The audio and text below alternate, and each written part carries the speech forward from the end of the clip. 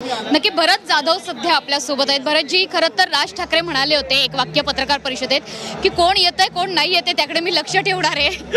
त्या वाक्याची दखल घेऊन आलात का? त्यांनी ते वाक्य जरी बोलले नसले असते तरी आम्ही येणारच होतो।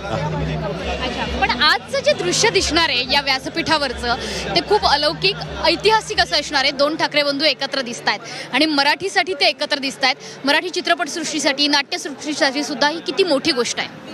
खूप मोठी गोष्ट आहे, मुळात मराठी माणसासाठी मोठी गोष्ट आहे। नक्कीच, त्याच्यामुळे तुमच्याबरोबर आणखी तुमचे काही सहकारी येणार आहेत? येत आहेत ना, आता हळूहळू एक एक येत आहेत। मी पण कोल्हापूरला होतो, सकाळी आलो, डायरेक्ट इथे आलो। इथे असे मी गिरगाव टू आझाद मैदानासाठी मी येणारच होतो।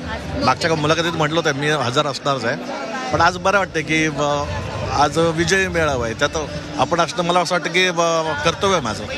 भरतजी, तुम्ही कायमच व्यक्त होत असता, अव्यक्त होणाऱ्या कलाकारांमधले तुम्ही नाही, त्याच्यामुळे महाराष्ट्राच्या एकंदरीत सध्याच्या सांस्कृतिक राजकीय परिस्थितीवर सध्या काय भाष्य कराल आणि आजच्या कार्यक्रमामधून तुम्हाला काय अपेक्षा आहे? थोडक्यात जे का आजूबाजूला चाललंय, जरा मराठीची गळचेपी चालली असं वाटतंय, त्याला कुठेतरी आवर घालण्यासाठी थोडासा आवाज उठवायला हवा असं मला वाटतं।